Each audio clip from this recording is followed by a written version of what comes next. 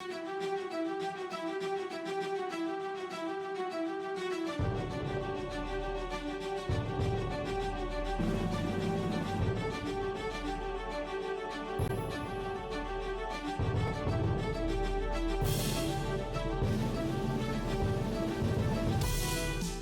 conversaré con Monseñor Raúl Bior, obispo de la diócesis de La Guaira, secretario general de la Conferencia Episcopal Venezolana, sobre un tema que está en el tapete, que acaba de ser anunciado recientemente, la nueva Constitución Vaticana, las reformas papales, o como dice mucha gente, las reformas del Papa Francisco. Para ello tengo conmigo acá en el estudio a Monseñor Raúl Bior. Monseñor, bienvenido como siempre, es muy grato conversar con usted, además siempre transmite energía, vitalidad y eso es esperanza, que es muy importante en este tiempo que nos ha tocado vivir. Muchas gracias por esta posibilidad de dirigirnos a esta audiencia tan grande en el país y también fuera del país, que la siguen pues en este canal Vale TV, canal de la Iglesia, canal cultural, que siempre difunde muy buenas noticias. Recientemente hemos tenido, hablando de noticias, una extraordinaria, que es una nueva Constitución Vaticana. Una Constitución que se va a aplicar a partir del mes de junio, según entiendo, y que esta nueva reforma y nueva Constitución viene a sustituir la del año 88, en tiempos de Juan Pablo II. Y yo me pregunto, como católica, si se hizo una nueva Constitución es porque los cardenales y el Papa así lo decidieron, y es porque era necesaria una reforma de algunas de los temas de la Iglesia tradicionales. Sí, ¿Es así? esta es una constitución apostólica sobre la curia romana. La curia romana es un organismo al servicio del Papa y de la Iglesia, y bueno, como todas las instituciones, tienen una connotación sociológica y tienen que ir siempre cambiando. Cuando en el 2013 el Papa Francisco es elegido, en las congregaciones previas al cónclave, que así se llaman las conversaciones que tienen los cardenales sobre las necesidades de la Iglesia, una de las cosas que salió con mayor vehemencia entre todos los cardenales era la necesidad de una reforma de la curia romana para que fuera más pastoral. ¿Qué es la curia romana? Y quiero explicar. No es una constitución del Vaticano, del Estado Vaticano, es una constitución apostólica sobre la curia romana que está al servicio del Papa y de la Iglesia. ¿Cuáles son las líneas fundamentales de esta nueva Constitución? ¿Cuáles destacaría usted? Sí, como líneas fundamentales es ante todo la pastoralidad.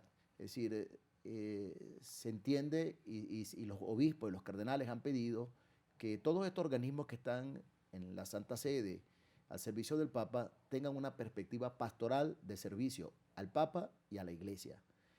Con esto se entiende que la curia romana ya no se entenderá como una aduana para controlar qué tienen que hacer las diócesis y las iglesias particulares, sino que tiene que estar al servicio del Papa y al servicio también de los obispos y de las diócesis, de manera que sean como una especie de oído para que puedan escuchar cuál es el sentir de los fieles del pueblo de Dios en cada una de las partes del mundo y puedan de alguna manera promover en esa comunión. De la comunión de los obispos se pasa pues a una comunión de las iglesias y que se fundamentan en la comunión de los fieles, porque la iglesia es un misterio de comunión. Entonces yo resaltaría que la primera línea de la reforma es una reforma pastoral, es hacerla más al servicio del pueblo de Dios. Y el Papa ha insistido mucho en la conversión misionera. La iglesia nace de una misión. Jesucristo resucitado le dice a sus discípulos, vayan por todo el mundo y anuncien el Evangelio. Por eso el nombre de la Constitución es prediquen el Evangelio, predicad el Evangelio. Predicad el Evangelio en todas las naciones. Entonces ese es el sentido de la iglesia. La iglesia nació para una misión de evangelización y existe para la evangelización. Esa es su misión. De manera que queda lejos de pensar que la curia romana sea una serie de ministerios burocráticos para organizar cosas, sino que es sobre todo son servicios en orden a la evangelización. Y esto el Papa lo ha colocado de manera que renovando los distintos, antes se llamaban congregaciones, pontificios consejos, ahora se llaman dicasterios y el primero de todos es el de la evangelización. Y está el de la cultura y está el de información. Hay 16 dicasterios, hay 16 dicasterios. Decirlo. Entre los principios, y tal vez lo más bonito de aquí, antes de la organización, de la cual voy a hablar después, son los principios. Hablaba entonces de la pastoralidad, hablaba también del principio de un servicio a la evangelización, Y luego también el Papa insiste en una función vicaria de la curia. ¿Qué significa esto? Los distintos dicasterios están al servicio del Papa y de las iglesias. Y por supuesto entonces, en este sentido, todos los que están ahí cumplen una tarea de ayudar al Papa y ayudar a los obispos. No, la curia romana no debe sustituir a los obispos porque la iglesia está en esa tensión entre la iglesia universal y las iglesias particulares. Esa significa la función vicaria. Un cuarto principio es que el Papa lo ha insistido mucho desde que llegó al pontificado y que es uno de los eslogans de Aparecida es todo cristiano es discípulo misionero. Si todo cristiano es discípulo misionero, en la curia estamos llamados a participar todos. Claro. De manera que no solamente los cardenales, los obispos, los sacerdotes, los religiosos, sino una de las grandes novedades de esta curia es que cualquier fiel puede ocupar un puesto, un cargo, un oficio de animación y de gobierno en la curia romana. De manera que es factible ver dentro de poco que en algunos dicasterios, por ejemplo, pienso en el dicasterio de los laicos, que tiene la familia, que tiene la juventud, que tiene la vida, que los prefectos, es decir, los responsables de ese dicasterio, sea una pareja, un matrimonio cristiano, que tienen además una experiencia de vida práctica en la cual pueden aportar más. Entonces aquí pasa de que ya la curia romana no será un grupo de cardenales que asesoran al Papa, sino será un grupo de fieles. Entonces en los distintos puestos que pueden ser prefectos, secretarios, oficiales, asesores, cada vez más va a haber la presencia de laicos, de hombres y mujeres. Ya el Papa ha ido adelantando y ha nombrado, por ejemplo, algunas religiosas como secretaria, que sería, podríamos decir, casi una viceministro en el Vaticano, pero también en otros campos del desarrollo humano, y eso puede hacer ver que dentro del gobierno de la curia van a participar no solamente sacerdotes, sino laicos. Yo creo que esta es una cosa pues muy linda y que abre mucha perspectiva. Es innovadora completamente. ¿Es el Papa Francisco un papa reformista, ya que esta reforma comenzó hace unos 9 años a trabajarse? Bueno, yo diría que todos los papas son reformistas. Hay un principio muy antiguo en la iglesia que dice Ecclesia semper reformanda. La iglesia siempre tiene que reformarse, pero yo creo que es una ley natural de la vida. Si uno se pone a ver en la vida personal de cada persona, pues uno va cambiando, uno va yendo adelante. Ahora, sin duda, el Papa ha sentido ese llamado que sintió San Francisco de Asís, cuando en la cruz de San Damián, el Cristo, en una iglesia abandonada, derruida, le dijo unas palabras y dice, ve y reforma mi iglesia, va y repara la mía chiesa, es decir, ve y repara, reforma mi iglesia. San Francisco de Asís entendió primero que se trataba de una reparación física y comenzó a buscar piedras, ladrillos para hacer el techo, pero después entendió que esa reforma es una reforma más profunda. En este sentido, yo creo que el Papa Francisco, asumiendo ese nombre del pobre de Asís, del pobrelo de Asís, ha querido asumir esa tarea de ayudar a reformar la iglesia. Pero no porque él personalmente solo lo haya pedido, es que se lo pidieron todos los cardenales. Por eso la primera pregunta, eso fue una decisión de los cardenales con el Papa, tomar esa decisión de una reforma que no se había hecho, aunque creo que con el Papa anterior se hizo una pequeña reforma, pero esta era una constitución que venía del año 88. Sí, la última reforma fue la constitución apostólica Pastor Bonus, con Juan Pablo II, que fue una gran constitución, que fue adelante, y Pablo VI también había hecho otra. Pero yo creo que en el fondo es como recoger la siembra que se hizo en el Vaticano II. Perdón que lo interrumpa, pero es que eso me lleva a pensar, fíjese, usted está hablando que la iglesia es reformista, que siempre se está pensando y actuando en función del momento. Bueno, esta es una reforma que se empezó hace unos 9 años. Esto me llevaría a pensar que acabamos de atravesar una pandemia, 2 años, y ahora estamos a la puerta de una tercera guerra. Ojalá no sea así, no quiero ser catastrofista, pero es la realidad. El mundo se ha transformado como nunca antes en estos 3 últimos años, por enormes avances tecnológicos, por lo que hemos vivido todos los seres humanos. La Iglesia a lo mejor, y Roma, el Vaticano, se debería estar planteando ya una reforma de esta reforma que acaba de anunciar. Bueno, pero vamos a darle chance de que la pongamos en práctica. Yo creo que una de las tentaciones de nuestro mundo contemporáneo es, junto con la eficiencia y la eficacia, es querer ir demasiado de rápido. Sí. Es verdad que el mundo se ha acelerado, pero los procesos históricos llevan tiempo. El Concilio de Trento significó una gran reforma de la Iglesia y para aplicarlo hubo muchísimo tiempo. El Vaticano II se dio entre el año 62 y el año 65. Pues ya han pasado bastante tiempo, ya son 57 años, y todavía hay muchas cosas que tienen que madurarse, porque a veces nosotros de aquí, y también en Venezuela, queremos hacer todo, cambios rápidos, De una vez. pero cambios de fachada, hacer un maquillaje, a veces se hace, uno ve cuando se interviene un edificio público, bueno, se comienza por la fachada y de repente se está cayendo el techo o las columnas ya no aguantan. Y los Yo ciclos creo, históricos son los ciclos yo históricos. creo que precisamente la historia necesita mucho tiempo, por varias cosas. Primero, porque hasta ahora no se han inventado los trasplantes de cerebro.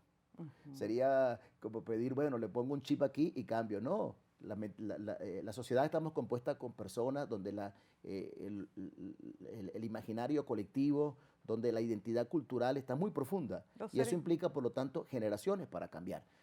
Yo digo que esta reforma que el Papa Francisco propone para la Curia Romana es el resultado lógico del Vaticano II, donde se afirma claramente el sacerdocio común de los fieles. Quiere decir que si todos los fieles en el bautismo participamos del sacerdocio de Cristo, de su función profética, sacerdotal y real, quiere decir que también participamos en el apostolado y en la pastoral de la iglesia. Entonces los pastores de la iglesia no son solamente los sacerdotes o los diáconos. Pastores de la iglesia son el papá y la mamá en su familia. Pastores de la iglesia son los catequistas. Pastores de la iglesia son todos los que cumplen una atención pastoral, por ejemplo, visitando a los enfermos. Entonces, este desarrollo que se va haciendo y que de alguna manera se concretiza en una idea de una curia pues, más ágil, en una curia más al servicio de la iglesia y que sea puente. Una de las cosas más bonitas que yo creo que también hay que resaltar es que se piensa que la curia romana sirva como de puente, decía, no solamente para bajar direcciones, pensar que, bueno, el Papa es una monarquía absoluta donde el Papa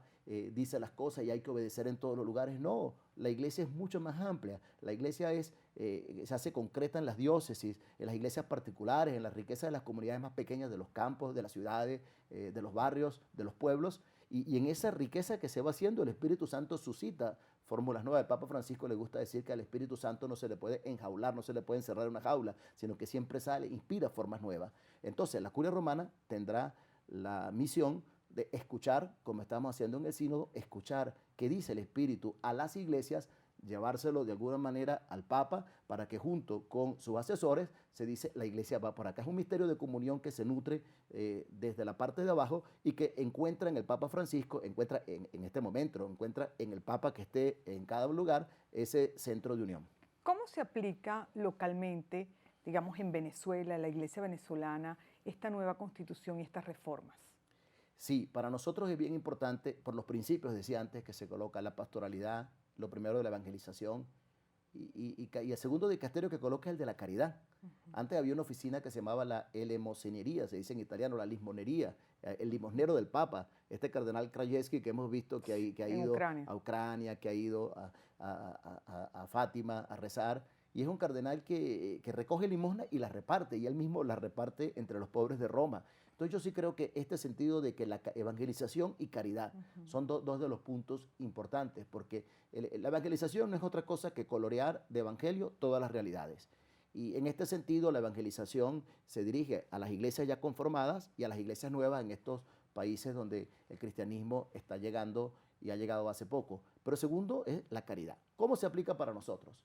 La conferencia episcopal y yo como secretario general en este periodo, puedo decirlo, ya desde hace años nos estábamos planteando una reforma de las estructuras de la conferencia episcopal, que son estructuras de animación. La conferencia episcopal es simplemente la asamblea de todos los obispos, cada uno de los obispos está en su diócesis en distintas partes del país, las 42 circunscripciones eclesiásticas que estamos.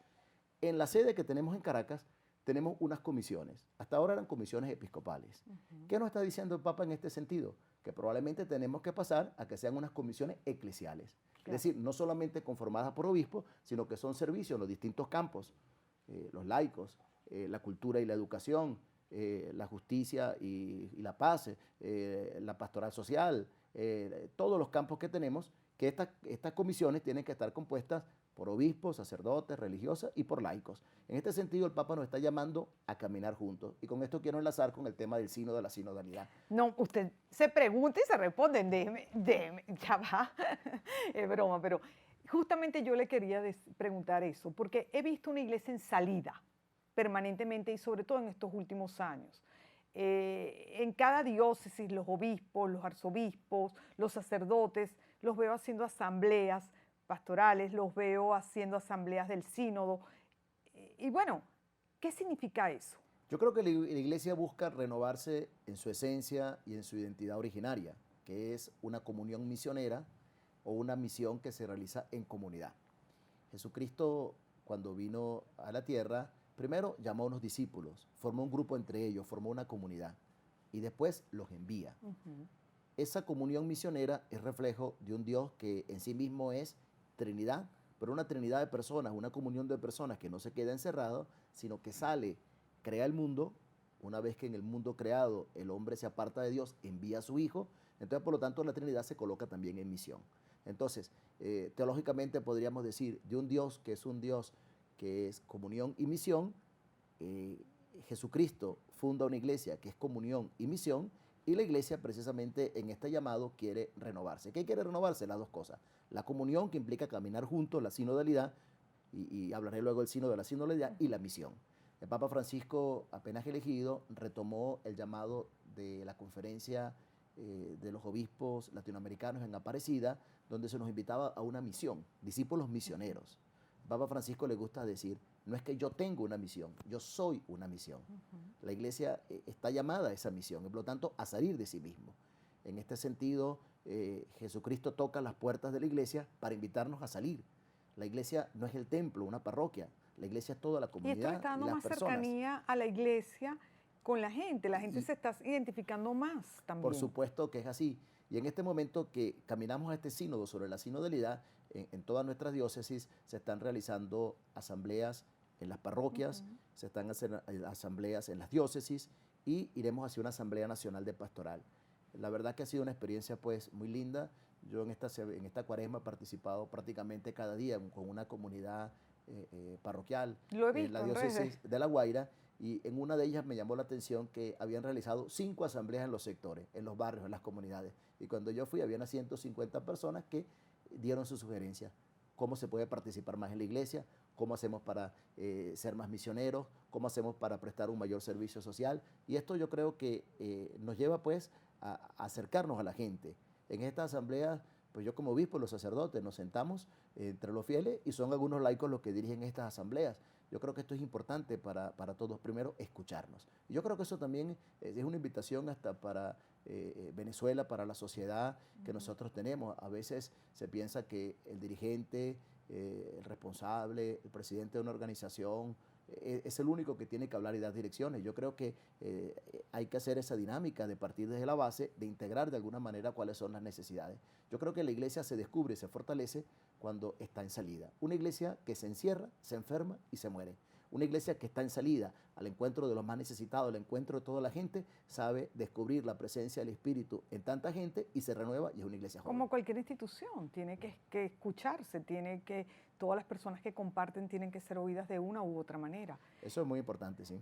A nivel sociológico, pues lo sabemos que la iglesia es una institución divina y humana. Claro. Pero siendo una institución humana, pues también tiende a envejecer. Y por eso también lo que decíamos antes, de que hace falta una renovación continua. Y esta renovación, decía, no puede ser simplemente un maquillaje, sino que tienen que ser procesos de fondo. ¿Cuáles son esas estructuras en esta renovación? Sí. Porque eso de alguna manera se nos quedó cuando iniciamos la conversación. Sí, en la reforma de la curia, y esto nos puede ayudar también para reformar las estructuras que tenemos de animación en la Conferencia Episcopal Venezolana, primero ha habido un criterio de reducción. Y eso implica pues el trabajo en sinergia de varios lugares. Antiguamente había muchísimos más dicasterios, 25 por lo menos, y ahora han quedado 16. Hay algunos que se han unido, por ejemplo, laicos, familia, jóvenes, vida, en un único dicasterio. Hay otro dicasterio que ha unido bajo el título del desarrollo humano, lo que tiene que ver con la justicia y la paz, lo que tiene que ver con la caridad, con lo que tiene que ver con la salud. Entonces, de alguna manera, se integra. Y esto, pues, se ha unido también la evangelización de las iglesias antiguas con las iglesias nuevas. Las iglesias nuevas, había un dicasterio que se llamaba antiguamente Propaganda Fide, la evangelización de los pueblos, que era para las iglesias misioneras. Entonces hay un único dicasterio presidido por el Papa con 2 secciones, uno para la evangelización del mundo contemporáneo, donde tiene que ver la catequesis, tiene que ver los santuarios, tiene que ver toda la pastoral que se hace, y otro para las iglesias nuevas. Un dicasterio de la caridad, decía, y por supuesto hay dicasterios que cuidan a las personas. ¿Cuáles son esos? El dicasterio de los obispos, que tiene que ver con la elección y formación de los obispos, el dicasterio del clero y los seminarios, el dicasterio de la vida consagrada, hay unos dicasterios que tienen que ver con la doctrina de la fe, y en esta de la doctrina de la fe está la transmisión de la fe que tenemos, pero también la Comisión Pontificia para la Prevención de Abusos.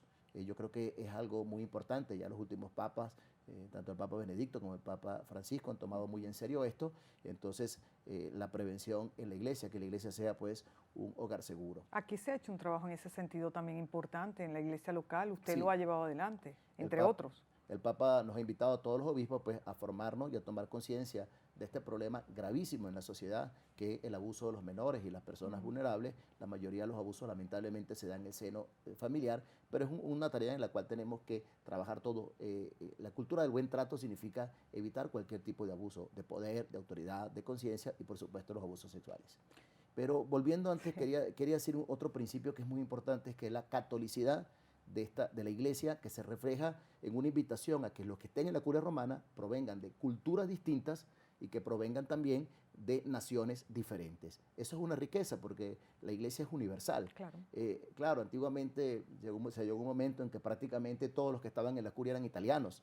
Y bueno, con el respeto de ese bello país al cual yo me siento pues muy vinculado, el mundo es mucho más amplio que una nación y la iglesia está llamada a servir a todos. Claro. Y entonces en este sentido el Papa le ha dado a las conferencias episcopales una autoridad que antes la tenían algunos organismos de la curia romana. Por ejemplo, aprobar las traducciones de la Biblia, aprobar los libros litúrgicos. Pero vamos a decir, hay unas lenguas tan concretas, lenguas indígenas. ¿Qué sentido tiene que unas personas que están en Roma, que nunca han venido acá, puedan aprobar eso? Es que ni siquiera nosotros podemos decir algo. Yo creo que ese sentido de que las conferencias episcopales tengan una autoridad magisterial.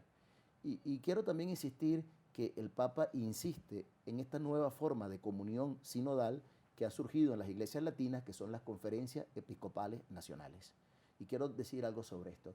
La iglesia en los primeros siglos se basaba mucho en las iglesias patriarcales, en sínodos entre los obispos, pero que eran momentos en los cuales se reunían para tratar algunos problemas, si había una desviación doctrinal o si había un problema pastoral. La iglesia latina en estos últimos 70, 80 años ha desarrollado mucho este tema de la conferencia episcopal nacional.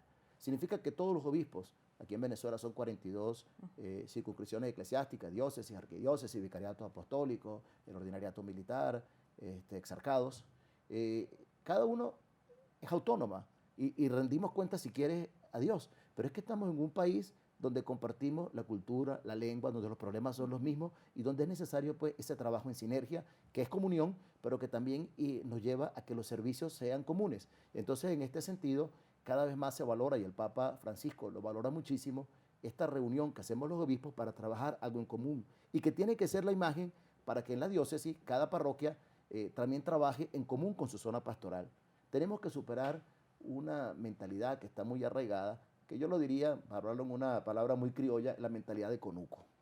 Ese trabajo local que están haciendo es el que desde la caridad, desde lo social, desde Cáritas, de estar cercanos a la gente, en las asambleas pastorales, sinodales, escuchar, sin duda alguna es lo que ha traído como consecuencia la imagen tan de aceptación y tan de cercanía que se expresa hacia la Iglesia Católica en Venezuela, una de las instituciones con mayor imagen y credibilidad en el país. Sigue siendo, porque ha sido así durante años, la Iglesia Católica. Se le debe ese trabajo de salida, de cercanía y de entrega y de esperanza. Por supuesto, la credibilidad de la Iglesia viene, ante todo, viene de Dios, ¿verdad?, que está presente y de ese testimonio de cada uno de los cristianos, de los fieles, laicos, religiosos, sacerdotes. Pero la credibilidad de la Iglesia viene precisamente de que los párrocos están en todos los rincones del país. Yo podría decir que las fronteras de Venezuela llegan hasta donde llegó la acción de los misioneros. En el Amazonas, en el Caroní, en el Zulia, en los llanos. De alguna manera, cuando uno visita, por ejemplo, el estado de Amazonas y uno llega a las misiones, donde llegaron los misioneros allá, ahí hicieron una acción de evangelización, pero también construyeron patria. Y el hecho de que haya en este momento más de 2000 parroquias y que en todos los lugares, en los campos más apartados, uno puede llegar, o hay un sacerdote, hay un catequista, hay una religiosa, eso indica que tenemos una red capilar y porque estamos presentes en todas partes. Entonces la Iglesia no es que tenga ningún poder económico, que por supuesto no lo tiene, ni político. Lo único posibilidad que tiene la iglesia le viene de su presencia entre la gente en todas las partes de Venezuela, y el mismo hecho de que sean 42 diócesis es bien interesante. La iglesia ha ido creando diócesis ahí donde se veía que había que crear un estado, por ejemplo en Tucupita, en Amazonas, pero también, por ejemplo, en otros lugares como en La Guaira, que primero se creó la diócesis en el año 70 y posteriormente se creó el estado, porque a veces los estados son como muy grandes. Entonces, por ejemplo, vemos que Para en el atender estado a de todo el Guárico mundo, claro. hay un obispo, un arzobispo en Calabozo, pero hay un obispo en Valle de la El Pascua. poder siempre viene de la gente. Evidentemente, el poder viene de la gente y yo creo que el estar cerca de la gente nos hace captar sus necesidades y servirlo mejor. Monseñor, le he pedido en 30 minutos que usted resuma el trabajo de la curia romana, de los cardenales y del Papa de 9 años.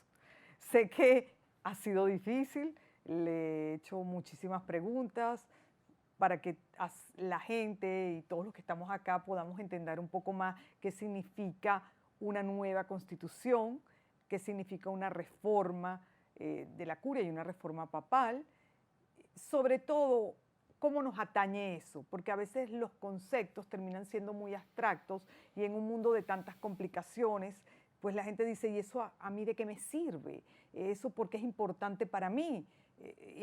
La idea era aterrizar, aunque fuera en 30 minutos, esos conceptos y esa reforma y esa nueva constitución para que la gente sepa en qué le atañe una reforma. Tiene unos minutos Sí, para... yo creo que la reforma de la iglesia que propone el Papa es ante todo una reforma interior. El cambio de las estructuras viene con el cambio de las personas. Claro. Y pasa también por esa concientización, esa sensibilización, y por eso en la sociedad es la importancia de la educación. Pasa también del escuchar, la escucha, el Papa insiste mucho en esto. Estamos muy acostumbrados, como comentaba en el programa, que las directrices se definan desde arriba por un cogollo, por unas pocas personas.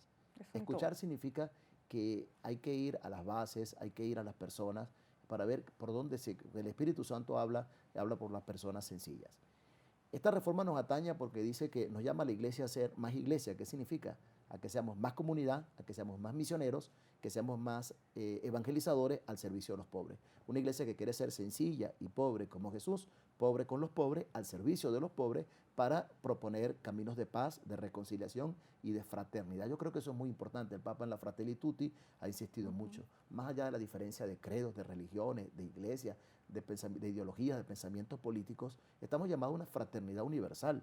Y en estos momentos nosotros lo estamos viendo como un conflicto entre dos naciones tiene unas repercusiones mundiales a nivel político, económico, social, y esto afecta mucho. Entonces yo creo que la Iglesia Católica y el Papa Francisco se ha revelado como un gran líder mundial. El gran líder mundial que está llamando precisamente es a acabar con esta guerra y a construir, a vencer la guerra con las armas de la paz. Yo creo que esta llamada a una fraternidad universal que se concretiza en fraternidad, que se concretiza en justicia, en paz, en prosperidad, es muy importante. Y la iglesia pues quiere reformarse.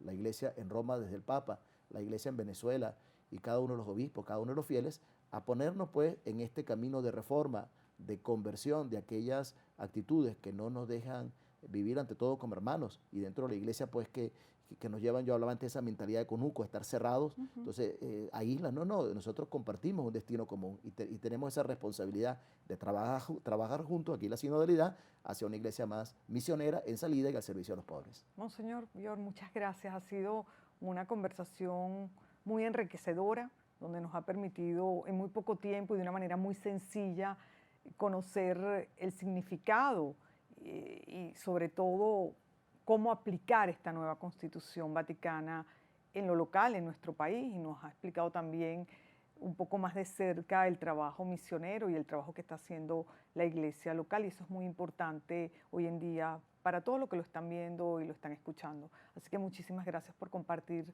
el conocimiento y el tiempo con nosotros. Muchas gracias a ustedes y que Dios nos bendiga, y especialmente pues Nuestra Señora de Coromoto, la patrona de Venezuela. Amigos, muchas gracias por haber compartido con nosotros esta conversación. Será hasta la próxima semana. Muchísimas gracias.